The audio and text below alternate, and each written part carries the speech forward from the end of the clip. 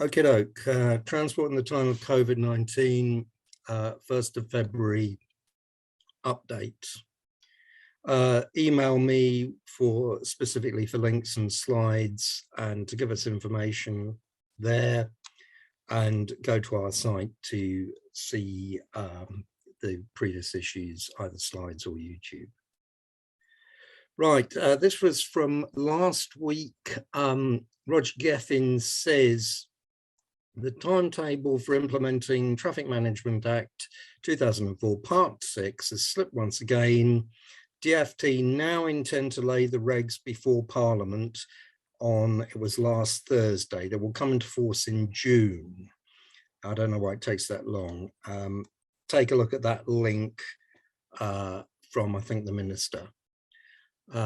Okay, that's our old favorite TMA Part 6, and you know what that's about. It's about Roger's just emailed us, including you actually, literally at 2:30 today, saying it has just been laid before Parliament. So they are actually now officially there. I'll put the link in the chat. Okay, good stuff. Right, here was a nice little tweet from Jack Thurston. You've probably read his books on the quiet lanes, cycling in Britain. He says, I struggle with the term active travel, feels a bit sweaty.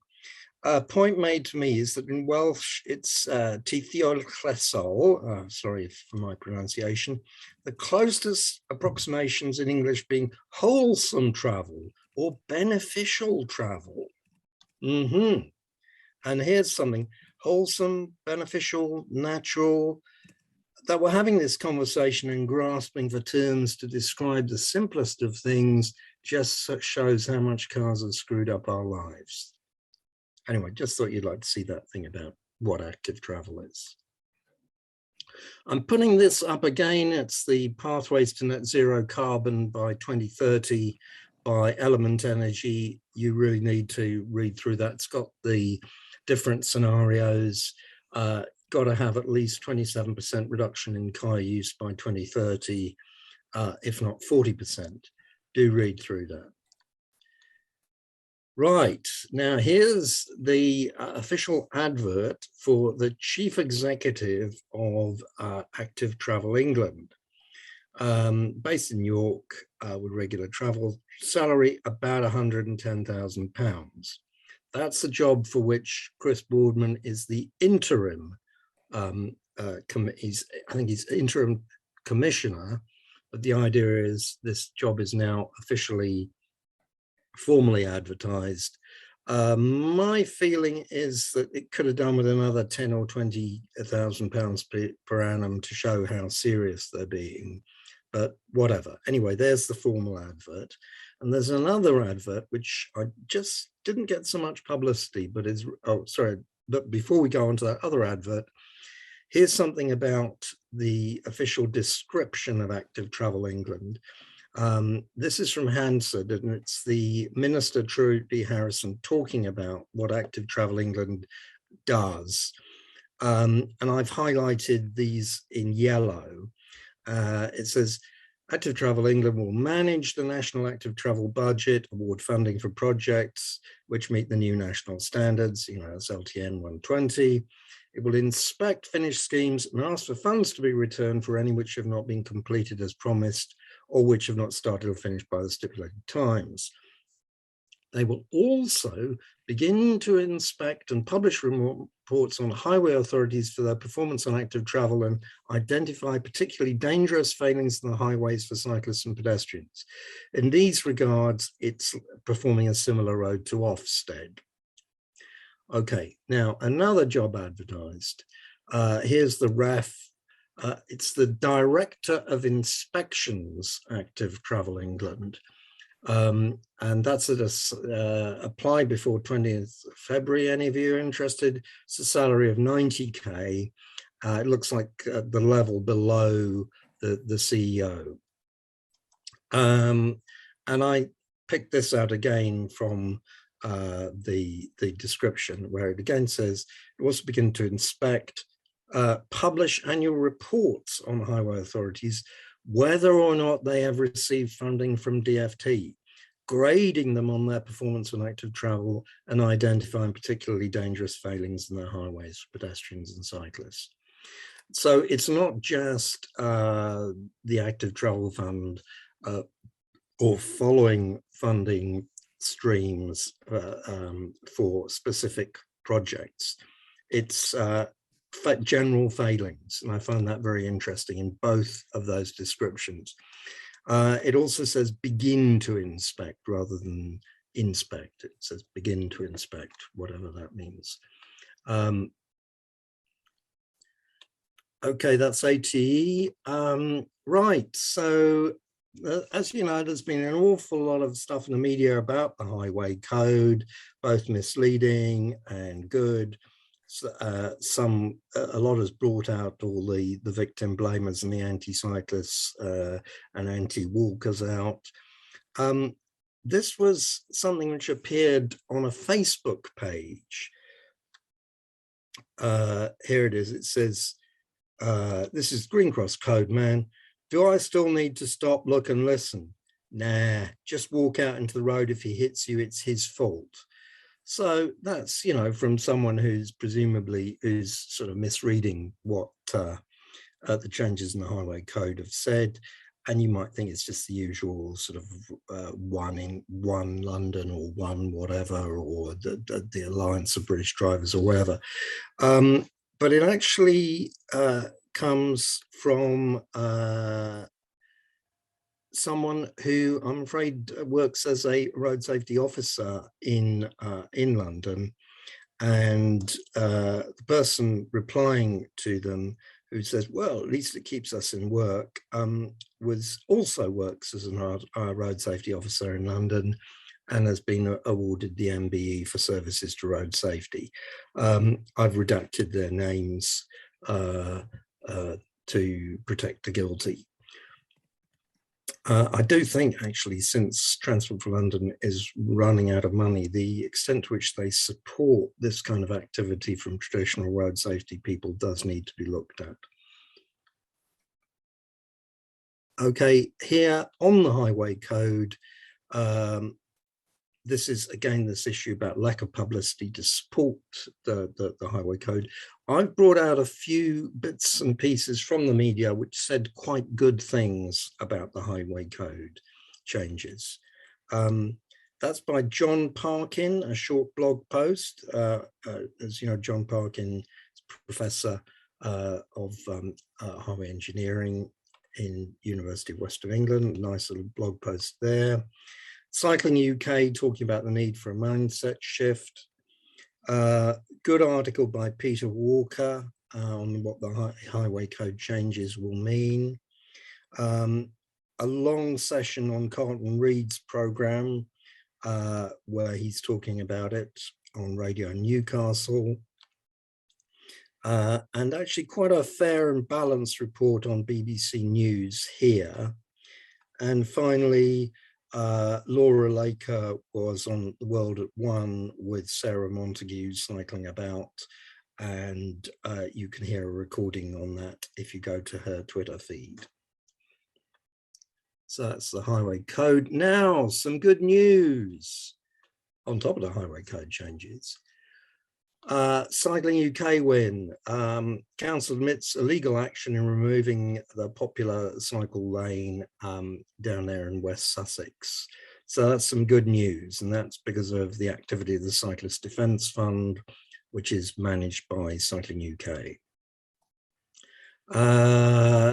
Equalities page, again, I put up this inclusive mobility guide.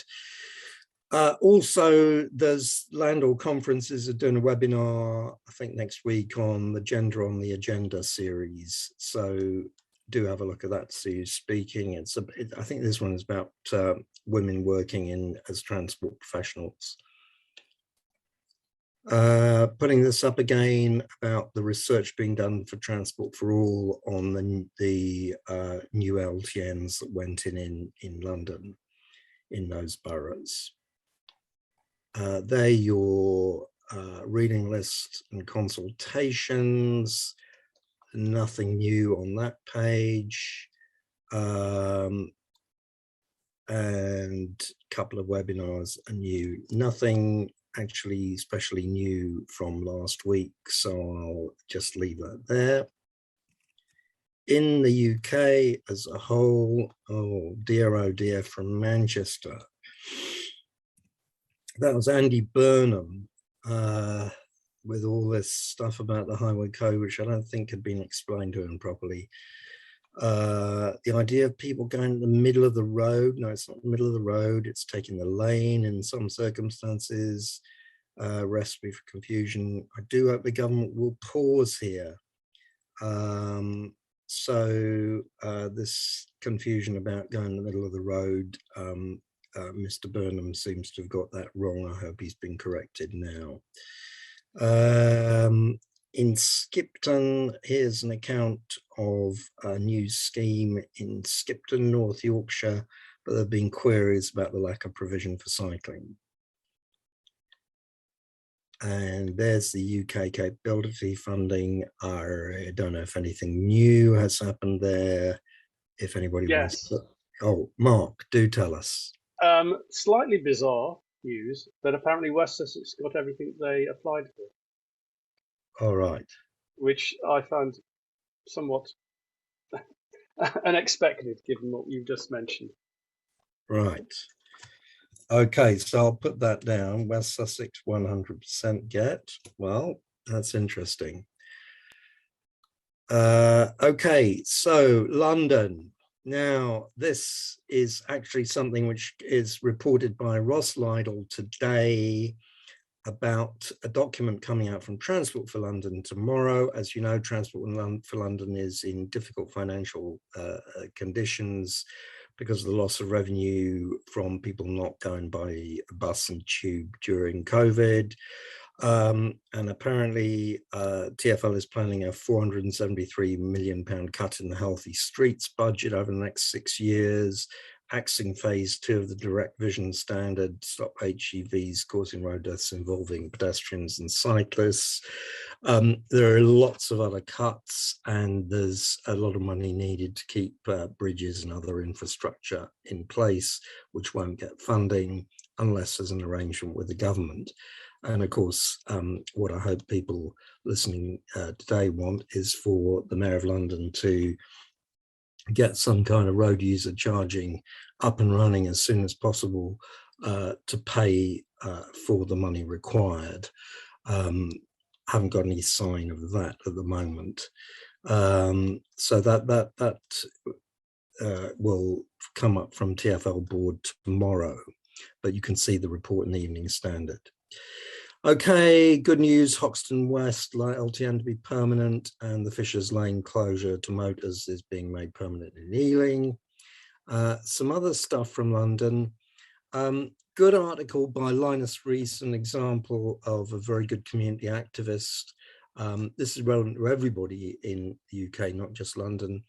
And he talks about how School Street is making things worse for people walking, cycling, going to school. Simon Monk, get you all confused. Simon Monk mentioned how Westminster engineers had made something which was quite good, even worse, under a supposed School Street project. But here's a good article describing how that happened. Good major project in Bishopsgate. There is a consultation there. Everybody who ever goes into the city, please respond to that. Now, this is nice from Waltham Forest. They will soon have 650 cycle hangars in operation. And that's good because, I mean, you know, just having 10 or 20 or 30 or 40 doesn't really make that much difference. But when you've got that number out there, you're being serious about residential cycle parking. And that's what they look like if you don't know. So good news from Waltham Forest there. Okay, that's it. I just thought I'd put up this slide from David Hembrow from a few years ago. And I often say there were more journeys done by bicycle than by car in 1954. Actually, in 1952, there were more or less the same kilometers done as by car. And in 1948, more miles, kilometers done by bike than by car. And that's, of course, what's happened since. So that it's not just journey, that was actual mileage as recently as 1953, less than 70 years ago. And finally, that's Oxford in the 1930s. So it can be done, people. Okay, that's it. Any questions or things which I've got wrong or whatever? Thanks, Bob. We've had news in Newcastle today as well that the bridges that they closed right at the beginning in Tranche 1 are going to remain closed. So yeah, I'll put the link to that in the chat. So that's really, really good news. So that's all of Newcastle's, everything they put in Tranche 1 is being retained now. As Wookie says, it's filtered, not closed, because they're still open to people walking and cycling. Or stopped up, as the technical term is. They've stopped them up. Has anybody else got anything else they want to share before we move on to Steve? No? Okay, Steve, over to you to share the creative campaigns. Brilliant, thanks, Sally. So good evening, everybody. I thought it'd be fun, dare I say it, to look at creative approaches to cycling campaigns recently through history and all over the world. I've got a little moment because part of this was spurred on by the TfL victim blaming ad, which recently got pulled. And so I thought, you know, advertising in this space might be worth a discussion one evening. So that's partly why we're on this topic. And then also, I've got 3 questions at the end. So I'm very deliberately sort of using this as the kickstart of maybe a little bit of a workshop session for everybody here on Ideas with Beers around where could creativity play a part in future campaigning. So that's the plan, Sally, if that's all right. And I'm going to launch a bit of a presentation. Sally, can you see that all right? Yeah, all good. Brilliant. So what I'm going to do is go through a sort of whistle-stop tour of different creative cycling campaigns. It will be fairly swift, but not quite as swift as it was going to be. I've got a little bit more time now than I thought I had, so that's good news. The first thing I'm going to flag up is a nudity warning. So there might be pictures of naked people in this presentation. So if you are of a fragile disposition, I apologize in advance. It's not too much, not a lot, but it does crop up. So just a bit of a warning there. First of all, I just thought, even though we've been sharing such quality time with each other now for 2 years, for those of you who don't know what I do other than letting people into Ideas with Beers, helping Brian and now Sally and Claire with chairing and making sure we all get together every Tuesday, it might be worthwhile recapping on my take on all of this. Basically, I was always fascinated by advertising and wanted to work in advertising since I was very young, but I was also hugely influenced by that chap there called one Antonio Gramsci. And so advertising was completely sort of antithetical to my political beliefs. So I thought there was no way I could possibly work in the space that I wanted to. But actually, it turned out we could. So 20 years ago this year, I started an agency with some partners called Creative Concern, and we're essentially an ad agency that works for causes, social causes, environmental causes in Manchester and all over the world. So that's a little snapshot of us. We've done quite a lot of creative work in the transport space. So this is our B Network B that is on lovely hire bikes all over Manchester and helps you navigate around the B Network, which we designed. We've done quite a lot of cycle strategies for Greater Manchester. This was a few years ago before the B Network popped up, Velocity. We've done campaigns like this in Liverpool for walking and cycling. This is called Choose Freedom, which I'll focus on more of this kind of advertising in a little while. This was co-created with people, so everybody that featured in the ads actually did bikeability training and ended up in an ad campaign, which is really cute. So this is the kind of work we do. Some of it's ads, some of it's PR. This chart, which I always love, if you've not seen it before, it's from the Victoria Transport Policy Institute. It's a few years old, but to cut a long story short, it showed that cyclists and walkers are the happiest people arriving at their place of work. And that inspired a campaign we ran in Liverpool called Arrive Happy, which is all about walking and cycling to work. So this is that campaign. We love doing that. We've worked quite a bit with Sustrans over the years. Very proud of the work we've done with Sustrans. This was a campaign for safer streets, safe to school campaign we did a few years ago. And we've done lots of pop-up bike campaigns over the years, and some more strategic stuff as well, again, that we've done with Sustrans. Almost done on our work. This was an ad we did many moons ago for Friends of the Earth. It probably wouldn't run it now because the fat lane, fast lane thing is a sort of fat shaming thing and doesn't land as well as it did with audiences 10 years ago. So probably might avoid that.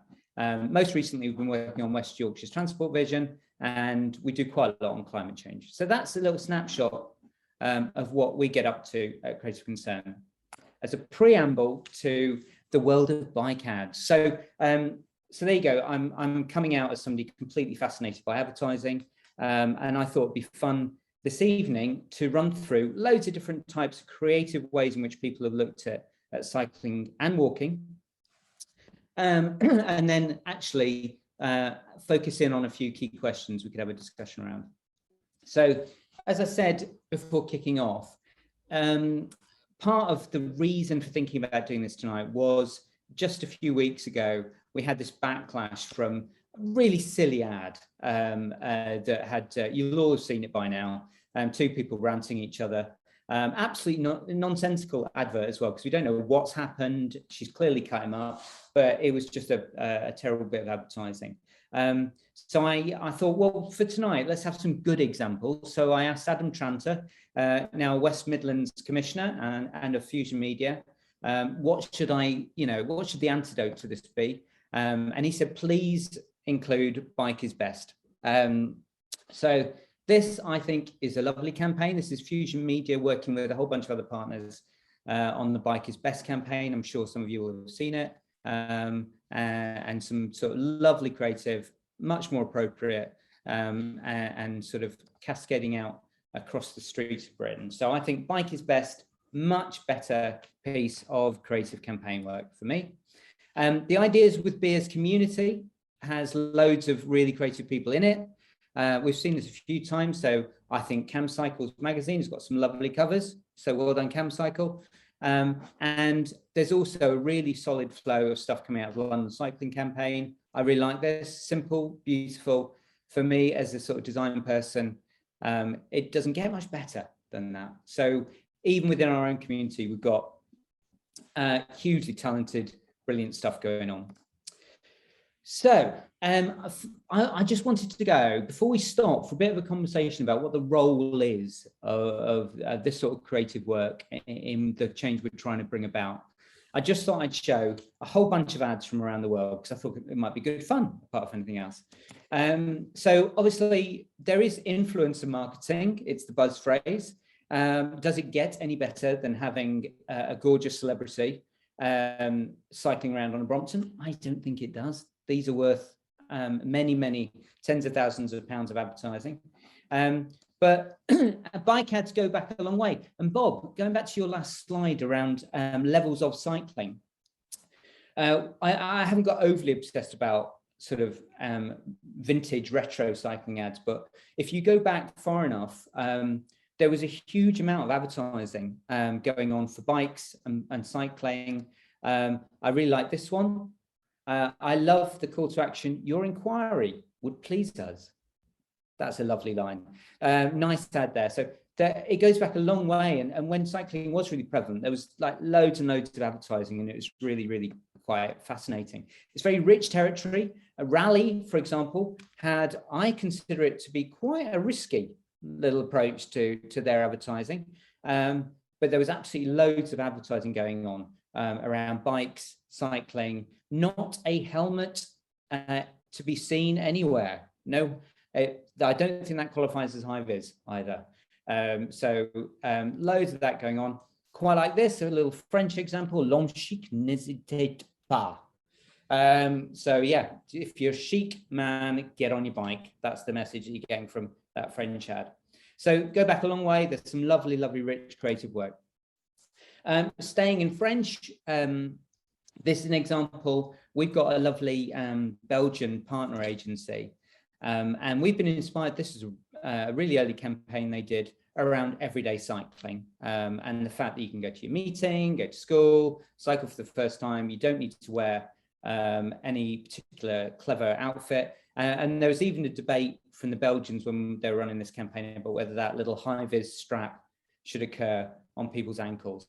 So a little Belgian example there of a really lovely cycling campaign. Moving over to New York, I've got quite a few American, US examples in here because I really like the work they do. I know Transportation Alternatives in New York, and I've visited them and done a little bit of work with them. And I really loved this campaign they did.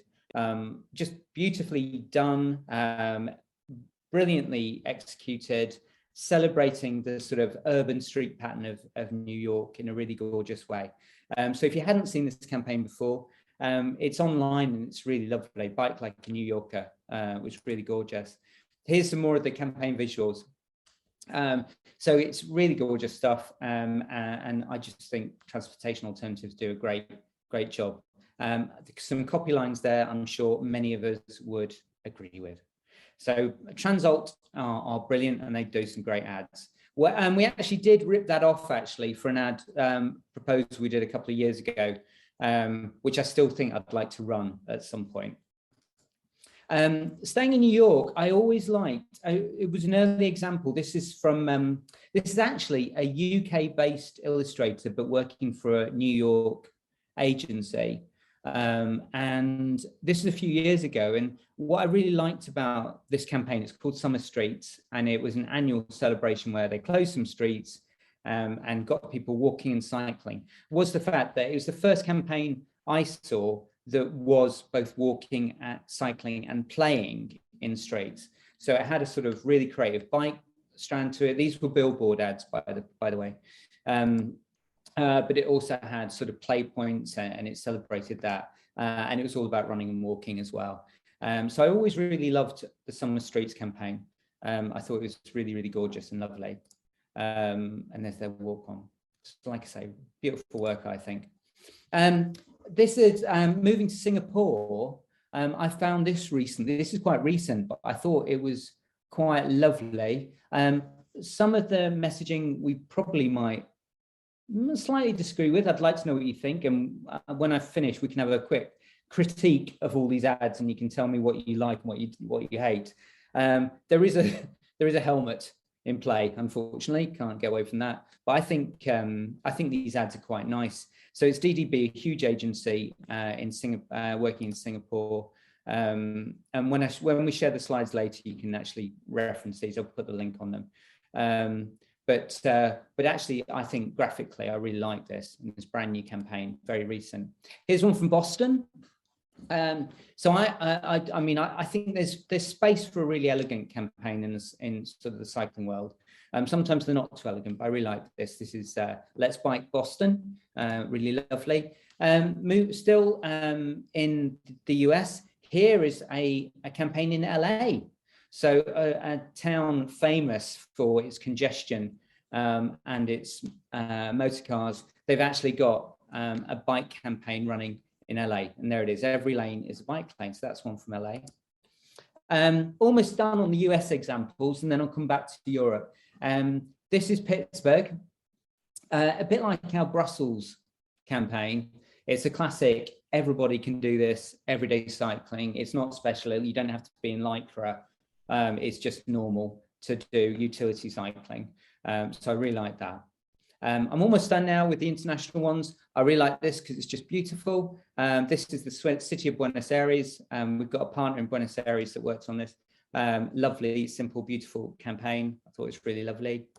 And I like this, probably for the benefit of Ruth, actually, Mayorkas, because every time she tells us about a ride she's been on, it does sound like a tiny holiday. So I love a copy line like that, quite inspiring. So now we're back to the UK. So this is getting us back focused. There's loads of lovely work has been done by loads of different creatives. I really love this, a couple of years old now, but London Transport Museum did an illustration competition. If you haven't seen it before, look it up online. It's absolutely gorgeous, lovely, lovely creative work, really nice. And then there's several years now of campaign examples that I could run through. I've just got a snapshot of some here. Sustrans have done quite a few, and done some great work, I believe. We've done some of their ads, none of these, but I think they've done some great ads over the years. There's quite a few London campaigns that I think have been really excellent. I was always inspired. You'll see a lot of campaigns running. In fact, if you look at enough of these, and I really have, it's amazing to start looking at the keywords and key phrases that keep getting used. Freedom is in the mix all the time. Happy is a key phrase that you cross all the time. And I've even focus grouped some of these words. You know, those words, freedom, happiness, release, they all crop up all the time. So here's a couple more Sustrans ones. And then classic, we're not cyclists, we're people on bikes, all of that. And here's one, I just like it because it's a bit weird, but Safer Scotland with see cyclists think horse. So why not? I think that's quite cute. This Girl Can, a very famous award-winning ad campaign that kind of changed people's views quite dramatically on what you could do with advertising, had a cycling moment year before last. So this Girl Can have been in the space. And I really like this one from Bristol. Audaciously claiming to be Britain's first cycling city. And I'm fairly confident that the IWB community might question that, whether you can claim that. That's a bit of an overclaim from Greater Bristol there. But I really like that. I think it's a lovely piece of work. I just included this because we talk about it a lot on ideas with beers, without beers. I need a beer, Sally. Why haven't I got a beer? This was really cute. Seattle actually did a sort of ways in which to change language. And this comes up so often on IWB, I thought I'd include it because I thought this was really excellent when I first saw it. The kind of the change of language that they very deliberately tried to achieve. And I told you, I warned you there would be nudity and rudeness. This wasn't an ad run by Transport for London, but it went semi-viral a couple of years ago. A group called Airside Design, inspired by the joy of sex, did a cycling ad that they wanted the Mayor of London to run, but it, sadly didn't quite hit the streets, but it was very funny. If you want to see something even ruder than that, a few years ago, we ran a campaign called Love Your Bike. These were some of the visuals from that, but we also did some viral YouTube ads, which if you Google Love Your Bike YouTube ad, you'll be able to see them. And I'll stop it there. I wasn't going to show them tonight because, it's a bit too early and you'll all be quite upset. So that is a bit of creative inspiration. I'd love to know what you think of some of those campaigns, all of them, what's good, what's bad. But I've got 3 questions I wanted us to tackle. So I'm going to run through my 3 questions, stop sharing, and then let's have a conversation about the role of this sort of creativity in pursuing a sort of active travel revolution, walking, cycling revolution. So my points for discussion start with one of my moments of honesty, I think, actually, is that for about 15 years now, we've regularly had the opportunity to do what you might call behavior change campaigns. And you know, and here's Oxford Road in Manchester, where finally we got some segregated infrastructure in, and the cycling levels, as many of you will know, went up really considerably as soon as the infrastructure was right. And so it gets me thinking, you know, we've often used this little diagram to describe the role of creative campaigning when it comes to changing people's behavior in this space. And one thing I'm really focused on is that if infrastructure is so critical, what is the role of creative campaigns, and how do we push back against particularly anybody commissioning a creative campaign that they think that simply by getting the right ad, the right copy line, the right poster, suddenly people are going to leap on their bikes, when in actual fact it's much more complex than that. And I'd love to know what you all think is the role of behavior changing and campaigns such as the ones I've been showing you in the mix for all of this. Sorry about that, but Lycra, my second question is I often talk about normalizing cycling. Here's some naked cyclists in the middle of it. I told you there'd be nudity. I'm not apologizing for it. I have so much admiration for these people. We did a film with naked, basically it was naked critical mass in the middle of Manchester. Claire Stocks, if you're in there somewhere, I apologize. And then there's quite often comes up, you know, the image of cyclists. This always makes me laugh, this little ad that popped up in the UK. But the image of cycling is really interesting. And quite often, you know, we'll do a stunt or we'll see people in Lycra and it just, you know, it kind of skews it. So my second prompt, so, you know, what's the role of behavior change? But also in reputational terms, does walking and cycling have an image problem, or is everything bright and shiny in our active travel world?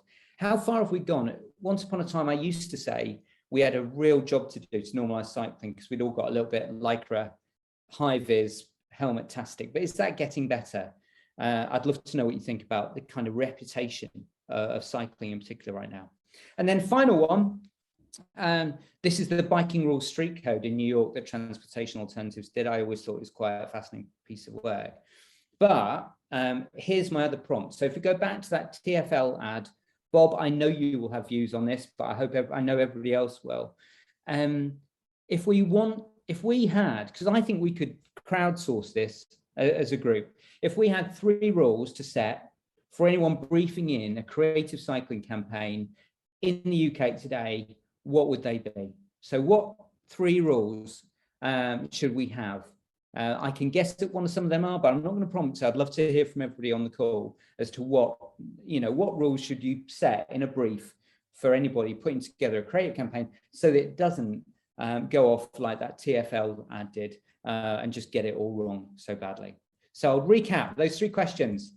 If infrastructure is key, what is the role of creative campaigns, particularly around behavior change?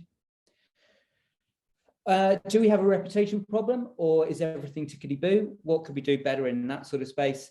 And then finally, if you had to set some rules for a creative campaign, if you could write the brief, what would you write?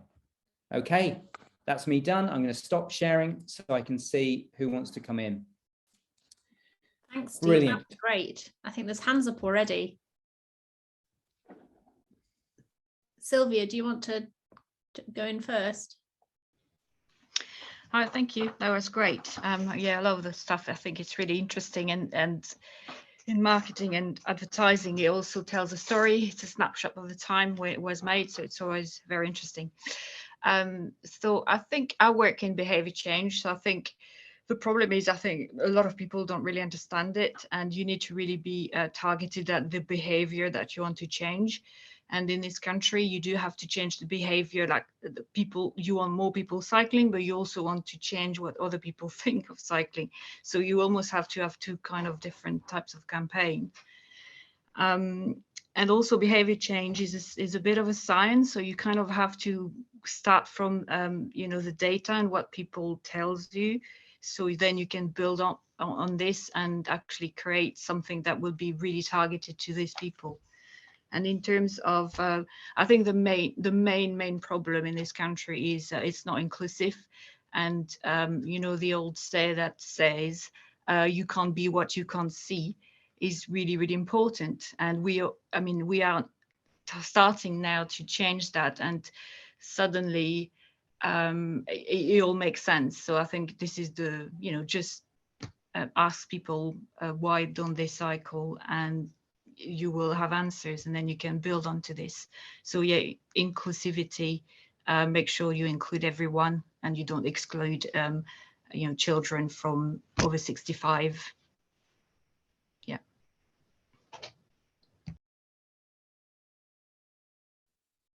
That's brilliant, Sylvia. Sally, should we just bring lots of people in rather than me responding to everything? It's much more fun that way. Yeah. I think Clive had his hand up next. Go on, Clive. Brilliant. Thank you, Steve. I missed the very first part of it, but everything I've seen, I love. Thank you so much. The bit I wanted to respond to was when you asked that really important question about we all know that we need infrastructure. So what's the role of this advertising? And it feels like something that's really recognisable there. Is there an overlap, though, that can be exploited, or has anyone tried it? That if the biggest challenge that we're all collectively facing is to try and get the infrastructure built, and there's all this potential for creativity, can the creativity be turned in that direction? For example, to talk to the general population of a town, to say, we're not going to nag you to get on your bike, we're going to try and butter you up to get you accepting and welcoming of infrastructure changes. Can we actually combine those two things so they're not opposed to each other? We can actually do something special that actually hits the objective that we need to reach. Thank you. Brilliant. Sally, I said I wasn't going to wrap it on, but can I come back on Clive there? Yeah, just go for it. Sorry, I'm completely not doing what I said I'd do, but I want to. No, because Clive, I think that's so fascinating. I'm really conscious that in the climate space, we've had things like citizens' assemblies having a broader conversation before measures come into play. And I think I'm really conscious in the next 10 years, we're going to see some really well, I hope, otherwise we're screwed. We're going to see some really significant transitions in the way we eat, move around, live, etc. And I wonder to what degree the kind of ad campaigns I was running 10 years ago, which were, here's 3 reasons to get on your bike, do it now, blah, blah, blah, is kind of really naive, because we're actually talking about whole-scale systemic transition, which is a dialogue with people rather than some magic creative ad that will just spark the inner cyclist in everybody. So I think your point's really interesting, because it's like, should this be a town or a city having a conversation? I think that's spot on. Sorry, Graham, you're next. Oh, you're on mute, Graham. Or is your audio done that thing again that it did last week?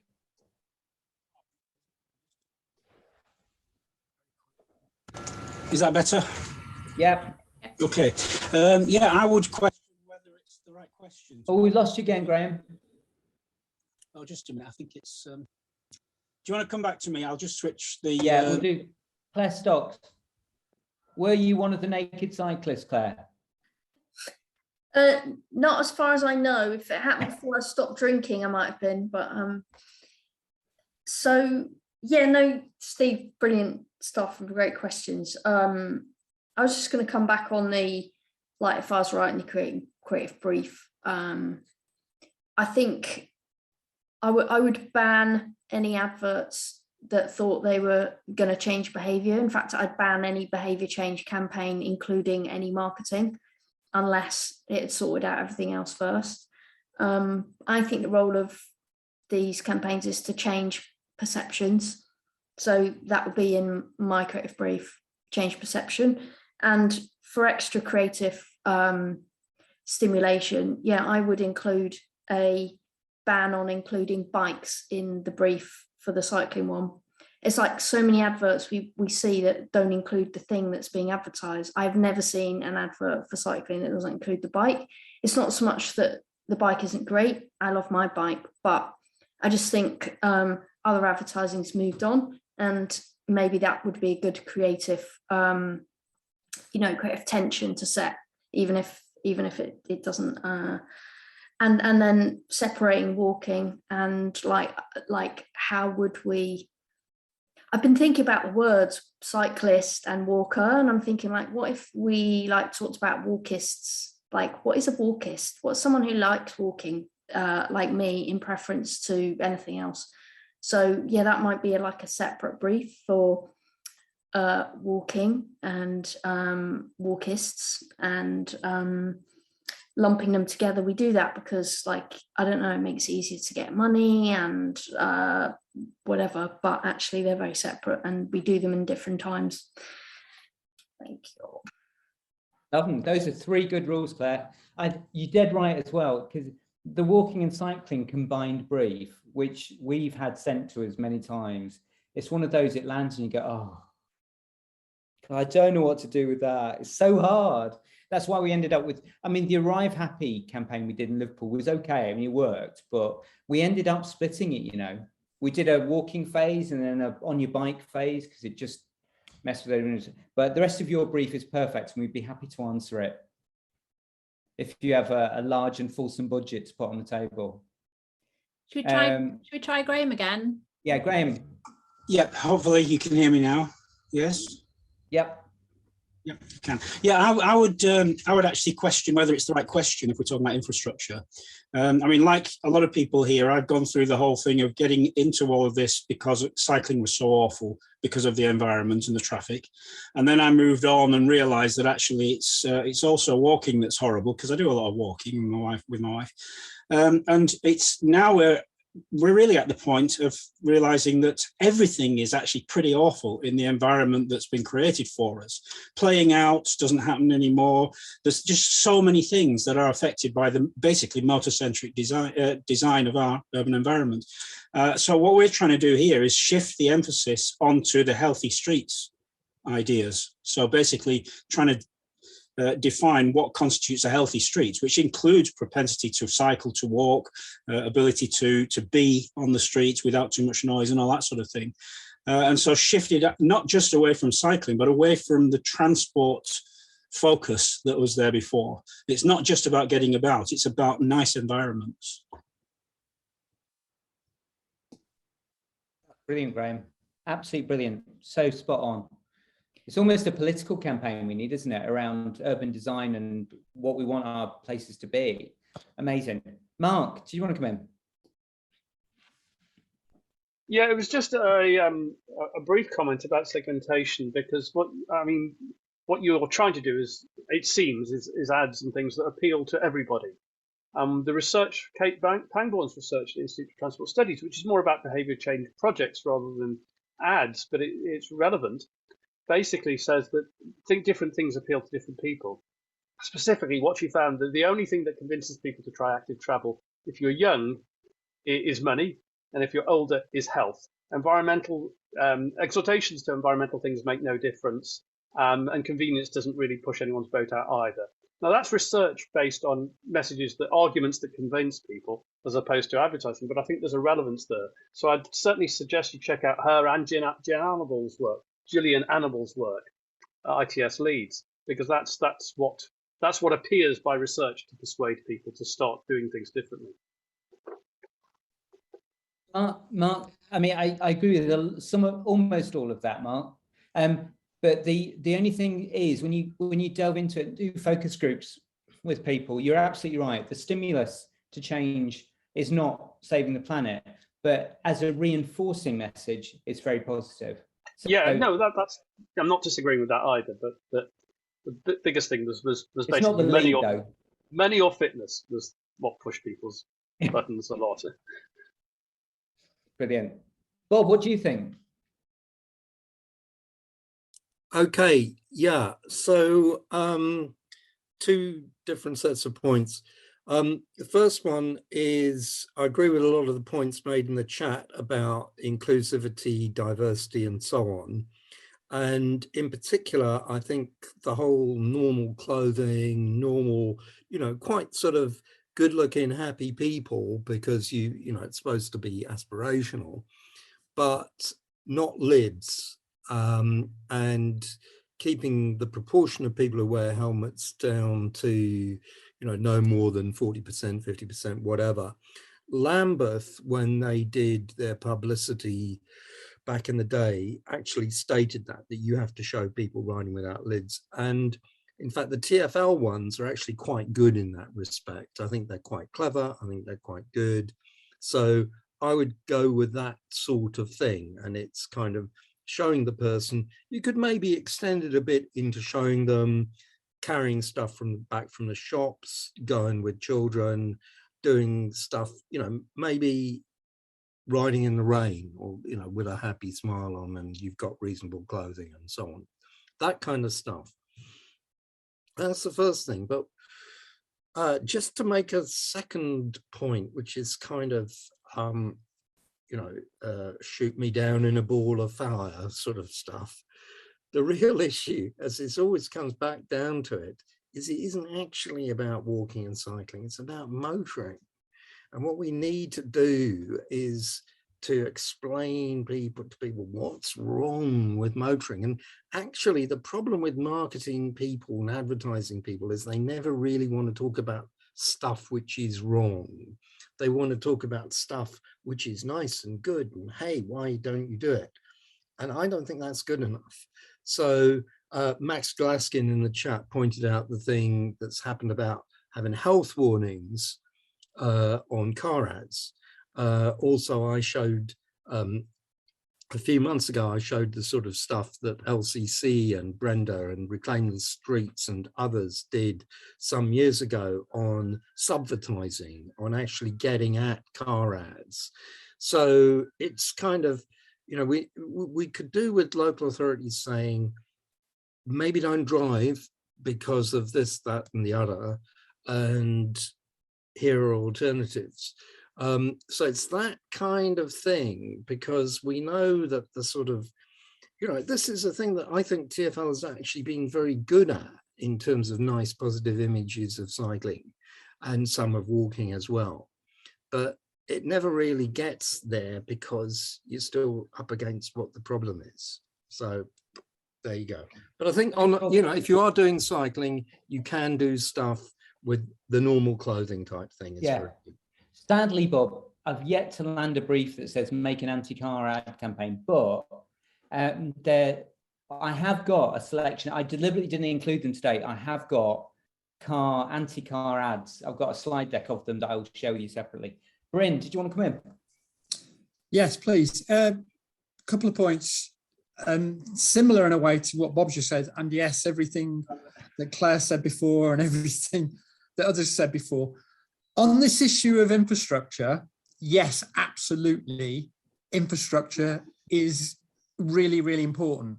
But now I'm going to contradict myself, because infrastructure isn't the barrier, or lack of it isn't the barrier. The barrier is confidence, and the confidence to cycle and be in that space. Now, some of that is well placed, because if the infrastructure is not there, your fears of being in that space are maybe justified. Sorry, be careful what I say. But I think we need to understand that infrastructure is the first part, but it has to go with a campaign of behaviour change and persuasion and giving people the confidence to be in that space. So once the infrastructure is there, it is about ramping up the acceptance that that's the next step. But I think that will be what my brief is. What is it that people need to feel confident? It's not all about infrastructure. Sometimes it's about the legitimacy about being in that space, as we know about certain young people don't want to travel into certain areas. So I'd pitch the campaign around the whole issue of confidence about being into that space. The other thing I would do, which is probably less easy and less good in terms of a brief for an advertising campaign, is, for me, the reason why I cycle is because it's easier, because my life's easier, because I just do the basic things, not because I'm sporty, as anybody who knows me will know, but because it's just faster, easier. And so freedom's great on that campaign. I love that. But it feels to me that I want to move on to just a kind of like the rather mundane day-to-day basics about how life is better is easier on a bike. But the thing for me that should dominate, where we really need good campaigns, is the fact that the real problem, and this is kind of alluding to what Bob was saying, is that we live in a car dependent society. We say that all the time, without really thinking about what dependency means. So what I would suggest is that we would look at what the messaging and campaign are if we were looking at any other form of dependency, and how we speak to people to overcome that dependency, to be able to have the ease of using a bicycle, rather than quite being negative about cars, just about trying to unpick that dependency on cars. So that would be my brief. It's a good brief, Brim. It's a good brief. And no, you're dead right. Actually, I won't take up too much time because I know we're short on time. Claire, what do you think? Two things. I was going to pick up on Graham's point about like make this more about you know, healthy streets and neighborhoods, and you know, there's that research on how car dominated streets basically cut social interaction. So I was just wondering about, you know, that's a whole story that could be told really, really nicely in a campaign, like the social side and how getting rid of cars means that you have more friends. But also, Steve, I want to challenge you. You said we were writing this creative brief, and I think, you know, Bob and others have picked up on this. I think we do need an anti-car brief. Well, we need a brief that shows the realities of cars. So I'll go back to the 80s with the sort of public information films that showed the true horror of drink driving, seatbelt wearing. They both were campaigns that were accompanied by law changes in other things. But those hard-hitting campaigns did have a role. So why not? Why can't we write a brief that includes showing the reality of speeding, showing the reality of close passing, and showing the reality of car dependency, maybe in like a really wry and kind of or comic way. And thirdly, for anyone in the chat who's like saying behavior change, and Sally said she doesn't think it works. I think marketing isn't behavior change. Behavior change is changing all the elements to help people change their behavior, which includes infrastructure. And social practice theory, I think, is a more interesting way to think about it, which does encapsulate that. So for anyone who wants to read up more, I recommend Googling social practice theory. Thank you. Claire. Can I come in? So right. Can I come in? Ruth, go on. Please, can I come in? Because I've literally just hot-footed it from Eurostar and public transport. Robert's going to hate me for this. Scooters have taken up easily here simply because they're very easy to store, they're very easy to access, and people just jump on them. I live in a ground floor flat where I happen to have side entrance to put my bikes. I live in a house with two other flats where they don't have anywhere to put their bikes. So, you know, what is available, and you know, Holland actually, for all it's wonderful and fantastic, is car ridden. But every street, which is wall-to-wall cars, for example, where my partner lives, that, you know, they're wall-to-wall on the pavement, all the stuff people hate here. But there are a million bikes as well, and they're all lined up against the walls because they don't, you know, they get stolen, yes, but they don't have an issue with all this bikes on the street. Whereas here, you know, people go on about they're in the way, they cause an accident, blah, blah, blah. So the reason cycling took off, I think, during lockdown was because it was safer, it was easier, it was much simpler for people to do and grab onto. And then it fell away quite dramatically. And even myself, I would cycle all the way up to Stoke Newington on a Saturday, Sunday by myself, but I won't do it now. So, you know, we need to normalize cycling as something. And I put in the chat to Neil that, you know, I've just come back from The Hague where there are bike parking everywhere. You know, big squares have been taken over and it's called bike ISIS or something. And you just put it there and it's free all day with someone watching it. Sorry, I'm speaking quickly because I had a very heavy backpack and I've rushed to get here on time. Anyway, that was... Can I come in and pick up on something that Ruth just said there and kind of touching on what Claire said? So when I'm talking about behaviour change, I'm talking about not in traditional behaviour change. I think the elephant in the room is when all the traffic went at the beginning of the pandemic, loads of people started cycling and walking and scooting. So I don't think we need to tell people, I just don't think people are stupid. And I think the kind of campaigns that are run that say, hey, cycling's wonderful. I just think they just miss. People know that cycling, a lot of people know cycling is nice. It's like a picture of somebody cycling in the countryside. Lots of people go cycling in the countryside, off-road at the weekend, or do short trips in parks. So when Newcastle first got money to build cycle lanes, and the first thing they did was I don't know whether that was your company, Steve, but they did do a sort of, hey, cycling's wonderful, and it's all pink and there's people with baskets on bikes, and it's just kind of, and we said, what is the point of this? Like, who are you selling this to? You haven't built anything yet. You need to kind of couple any campaign you do like this, you need to join it up to what you're going to do in terms of infrastructure to make people sort of see, there's a sort of logic to this. And I quite like the B Network stuff, because it was very much about, we're going to do this for your city. This is why, this is what it will help you to do. This is kind of what it might look like. And this is kind of, and it was fairly inclusive campaigning, I seem to remember.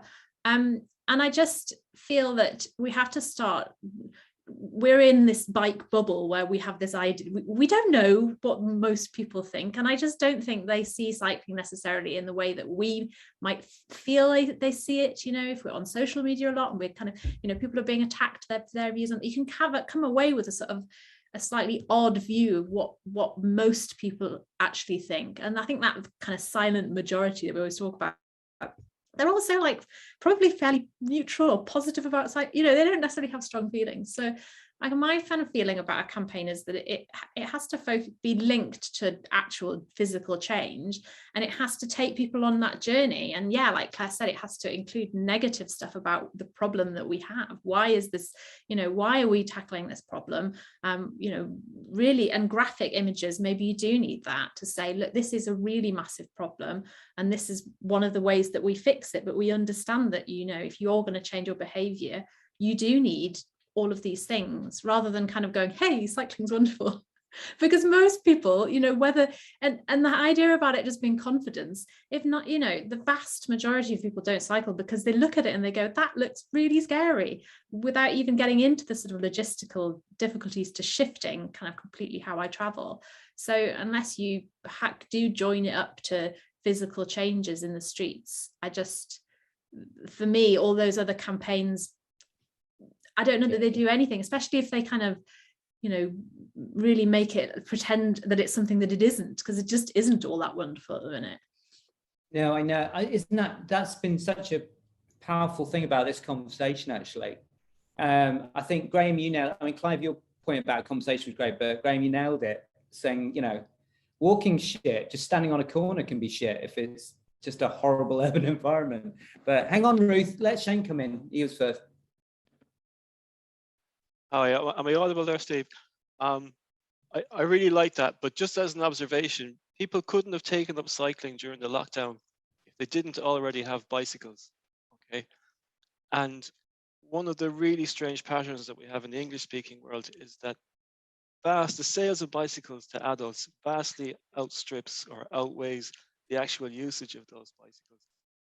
And so something has been keeping the sentiment towards the idea of cycling alive. Yeah. Where lots of people are still buying bicycles, lots of people still have the idea that they'd love to cycle and are going to prepare to spend money on that idea, but then the reality hits them in the side of the head.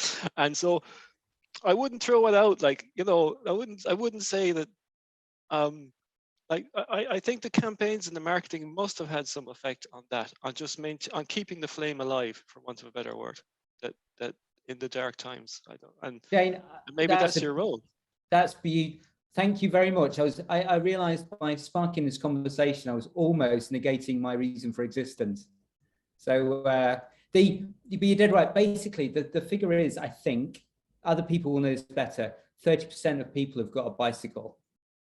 But very few of us use it. And we did a campaign a few years ago, never ran in the end. It's one of those concepts you pitch and it didn't make it, which had all the bikes in cupboards being sad and forlorn and unloved. Get the bike out of the cupboard, it belongs out there. Because it's just huge, isn't it? If you imagine 30% of people have got the ability to do this, but they don't. Amazing. Thanks, Shane. Sally, I've totally overrun. I apologise. I think if we haven't got any more comments or questions, I think we can move on to Ruth. Next week, I'll just say actually before we finish, next week we've got Sally Hinchcliffe and Suzanne Forup who are going to come and talk about their Walk, Wheel, Cycle, Vote campaign. And I think, again, I think we'll be talking about campaigning for sort of inclusive streets, but also some of the visual imagery they've used is quite interesting to have a look at too. Right, and we'll go to Ruth. Where are you, Ruth, for the last word? I'm here. Can you hear me, see me? Hello? Hello? Yeah, we got you, Ruth. Yeah. Okay, thanks. Yes, well, obviously I was going to talk about something else, but very quickly to say that, yes, and you can see in Richmond Park, for example, that the parents who are walking and the children have got bikes, you know they've arrived by car. And therefore, what we don't see, which we do see in Holland more, is that people have arrived by bike with their children. And often you do see it more and more here. They've got the cargo bikes with the kid in the front with the extra bike, and then they get them out and they do their bike ride and then they get home. So we do need quite a bit more than that.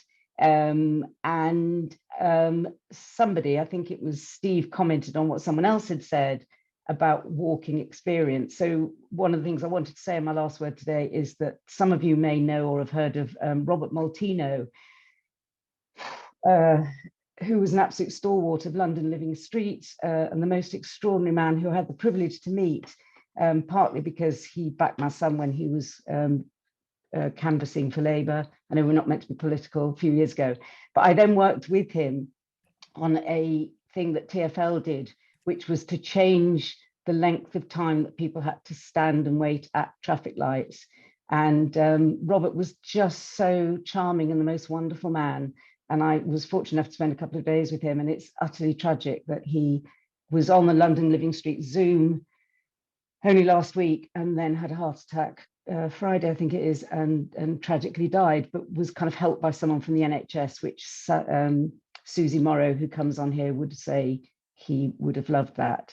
But really shocking, very sad news, but a wonderful man. And what I learned from him, which was so great, was that we were standing at the traffic lights doing this project for TfL, and a woman from TfL came along. She had a little phone kind of gizmo that she could adjust the length that you waited at the lights there and then. And I'd nominated 2 places that Robert very sweetly agreed could be funded. And we made them so that you never wait more than 20 seconds for them to change when you're standing there. And she tweaked it to the longest possible, which is 13 seconds, because I think in London it's 12. I could be wrong, but that's my fond memory. But he was just lovely and so enchanting. And he absolutely embodied the idea that the streets are for everyone and walking. And if you don't make it pleasant to walk, which is what my Kew Bridge campaign is about, then, you know, heaven forfend, people won't cycle either. And I just want to wish long life to the friends and family of Robert. And that's my last word. Thank you, everybody.